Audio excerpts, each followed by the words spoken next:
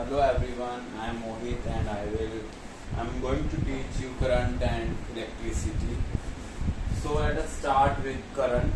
कि current होता क्या है? Actually we have two type of charges, that is positive charge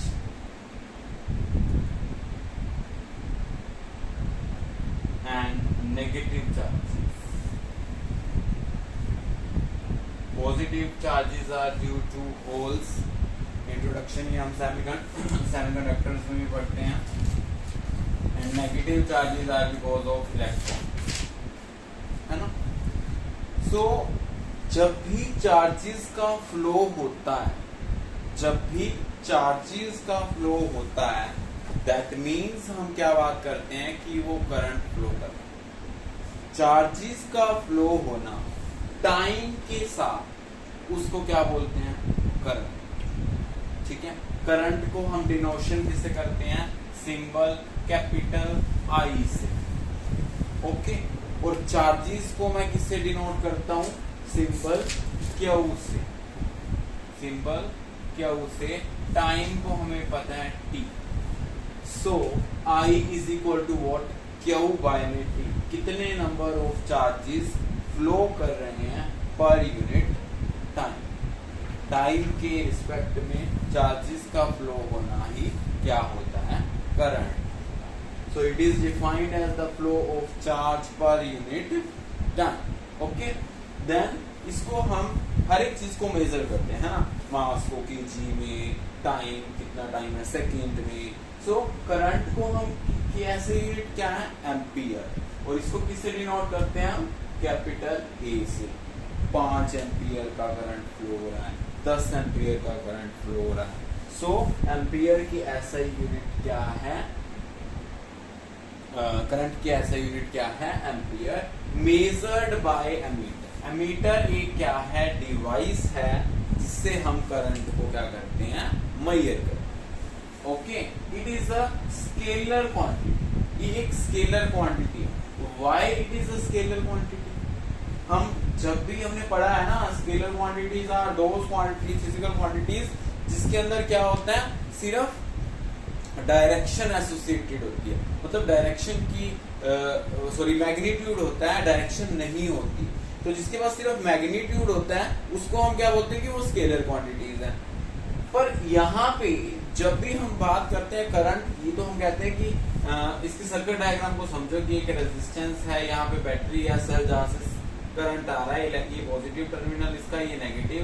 electrons इधर मूव कर रहे हैं, तो करंट हमें पता है करंट की डायरेक्शन इलेक्ट्रॉन की डायरेक्शन से अपोजिट होती है. तो इलेक्ट्रॉन इधर मूव कर रहे हैं तो करंट कहाँ मूव करेगा? आई इधर मूव करेगा.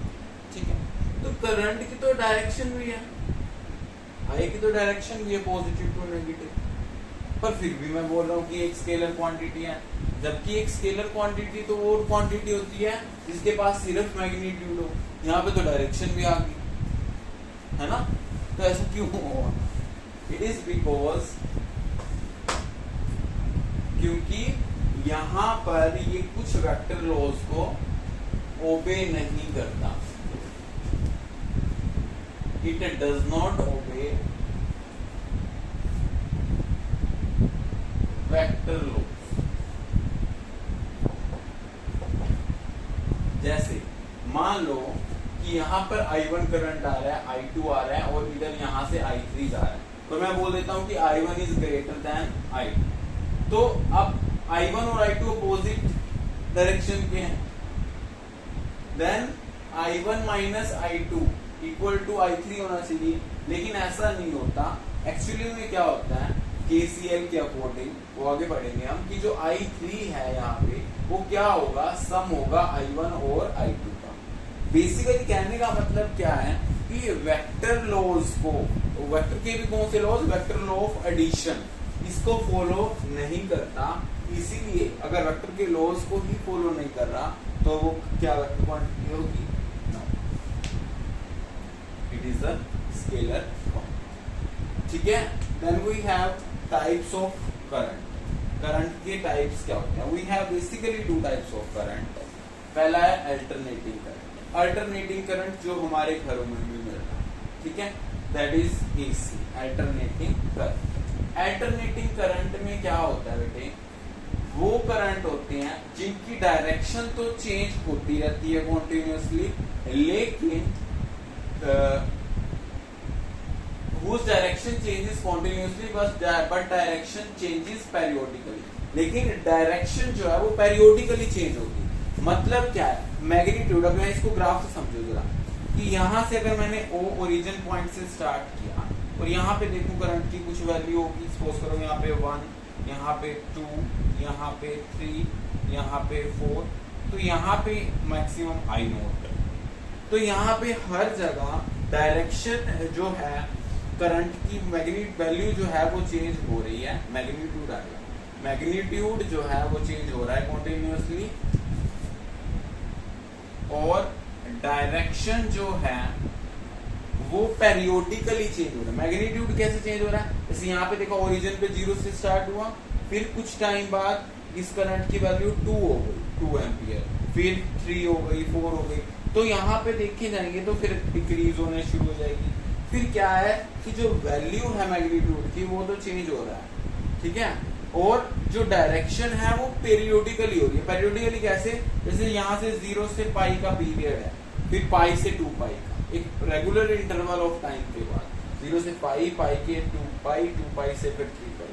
अब 0 से पाई है तो उसमें डायरेक्शन क्या है, पॉजिटिव, पॉजिटिव एक्सिस है, ठीक है, तो इसमें डायरेक्शन क्या है, पॉजिटिव, और पाई से 2 पाई में डायरेक्शन कैसे है, negative.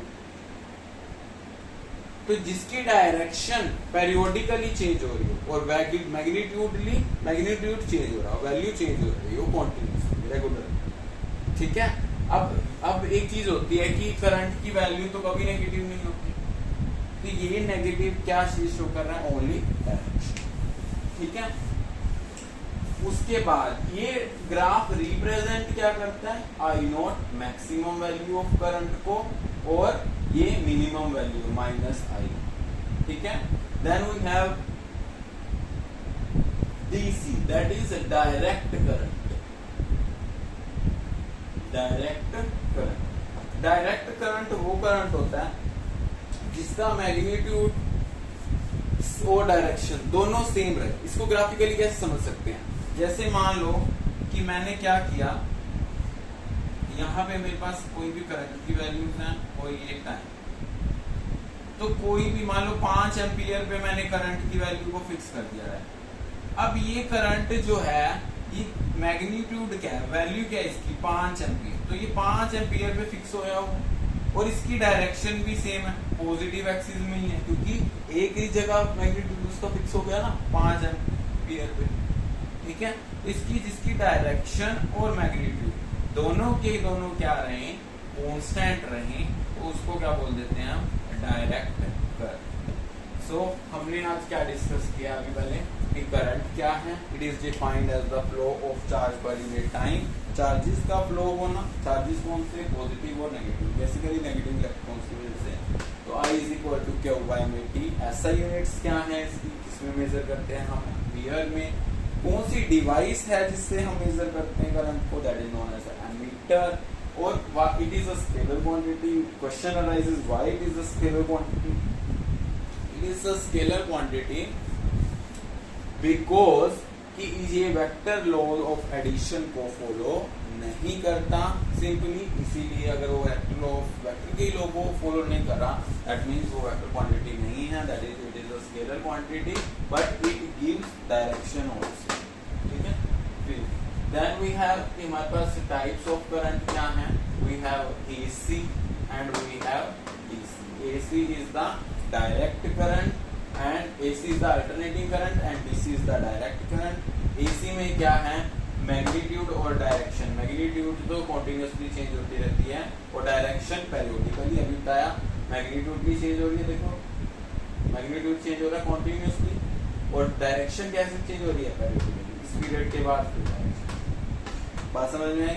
Then we have direct current. Direct current मतलब एक कांस्टेंट प्रोपोर्शनल, क्या इसके बिल्कुल पैरेलल कर दिया, मतलब एक वैल्यू पे फिक्स कर दिया, 5 एम्पियर पे, 7 एम्पियर पे, कितने में भी करंट की वैल्यू फिक्स कर दो इसके पैरेलल, दैट मींस वो फिक्स होगी, तो वो क्या हो गया, current whose magnitude and direction में सेम, डायरेक्शन भी एक ही होगी कि पॉजिटिव एक्सिस है या कुछ भी है, और क्या है इसकी वैल्यू भी क्या हो गई, फिक्स हो गई, सेम।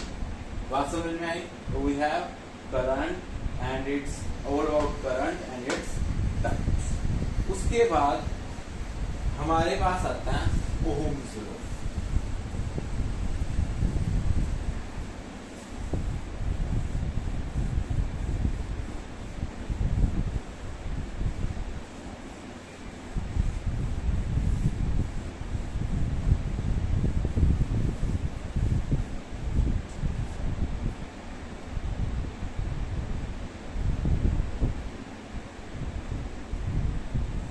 ओहम्स लॉ ने बेटे क्या दिया था, रिलेशन दिया था V और I के बीच, V और I के बीच। V क्या है यहाँ पर, it is potential difference and I is the current. तो इसने क्या कहा, VI ग्राफ दिया था जो एक स्ट्रेट लाइन होती है, मतलब जितनी हम पोटेंशियल की वैल्यू बढ़ाएंगे उतनी करंट की वैल्यू बढ़ेगी, जितनी हम करंट की वैल्यू बढ़ाएंगे उतनी पोटेंशियल की वैल्यू बढ़ेगी। तभी हम इसको क्या करते हैं, एक स्ट्रेट लाइन से रिप्रेजेंट करते हैं। We always represent it by a straight line. ये स्ट्रेट लाइन क्या दिखा रही है कि जो पोटेंशियल डिफरेंस है और करंट का रिलेशन है वो डायरेक्टली प्रोपोर्शनल है। That means V is directly proportional का मतलब क्या होता है कि अगर इसकी वैल्यू को बढ़ा रहे हैं तो इसकी वैल्यू ऑटोमेटिकली बढ़ रही है। तभी तो ये स्ट्रेट लाइन आई। इस पॉइंट पे मानना देखा मैंने, V की वैल्यू यहाँ से यहाँ बढ़ा दी तो करंट की भी यहाँ से यहाँ वैल्यू बढ़ी कि नहीं बढ़ी? ठीक है, V की वैल्यू फिर यहाँ से यहाँ बढ़ा दी, या I की वैल्यू यहाँ से यहाँ बढ़ा दी तो उसके अक्रॉस V की वैल्यू यहाँ से यहाँ बढ़ी कि नहीं बढ़ी? दैट मीन्स कि V is directly proportional to I। ये किसने बताई थी, ये किसने इक्वेशन दी थी? Ohm's law. अब जब इस प्रोपोर्शनैलिटी के साइन को हम हटाते हैं तो कोई कांस्टेंट इंट्रोड्यूस कराते हैं और वो कांस्टेंट क्या है, R, that is known as the resistance. इसको क्या बोल देते हैं हम, रेजिस्टेंस। ठीक है, रेजिस्टेंस क्या है, जब इसको हम प्रोपोर्शनैलिटी को हटाते हैं तो एक कांस्टेंट को इंट्रोड्यूस कराते हैं और वो यहाँ पे क्या है, R, that is known as the resistance. Resistance का काम क्या होता है, करंट की जितना भी करंट आ रहा है उसको अपोज करना। मान लो 10 एम्पियर आ रहा है, उस करंट को क्या करेगा, ये अपोज करेगा कि नहीं इतना करंट फ्लो नहीं करेगा। रेजिस्टेंस मतलब obstruction to the flow of current, obstruction to the flow of current. बात समझ में आएगी नहीं आई? ओके, सो ये इक्वेशन पूरी जो थी किसने दी थी बेटे, ओह्म्स लॉ। ओहमिक डिवाइसेस आता है, नॉन ओहमिक डिवाइसेस आता है। ओहमिक डिवाइसेस क्या होते हैं, जो स्ट्रिक्टली ओबे करें ओह्म्स लॉ को, मतलब इस चीज को जो स्ट्रिक्टली ओबे करेंगी वो कौन सी डिवाइसेस हैं, ओहमिक डिवाइसेस। और नॉन ओहमिक जो स्ट्रिक्टली इस इक्वेशन को ओबे ना करें, जैसे मान लो यहाँ से यहाँ पे ले गया ग्राफ, इसका कैसे बनेगा नॉन ओहमिक का, VI ग्राफ यहाँ से यहाँ बनेगा। देखो ये लीनियर दिखा रहा है यहाँ से यहाँ, लेकिन यहाँ पे जाके टिल्ट हो गया। ठीक है, कोई यहाँ से ये भी नॉन ओहमिक का हो गया एग्जांपल। ठीक है, ये भी हो गया कि यहाँ से बेस से नहीं शुरू हुआ, तो इट शुड बी स्ट्रिक्टली ओबे ओह्म्स लॉ। ऐसी डिवाइसेस जो ओबे करती हैं ओह्म्स लॉ को, that is known as ohmic devices, और जो नहीं करती that is known as non ohmic devices. बात समझ में आई? ठीक है, एक और चीज देखा जाता है तो क्वेश्चन में ओहमिक और नॉन ओहमिक डिवाइसेस के बारे में भी क्वेश्चन में पूछा जाता है, ओह्म्स लॉ के बारे में भी पूछा जाता है। So this is all about in this video. I hope you all understand. Thank you.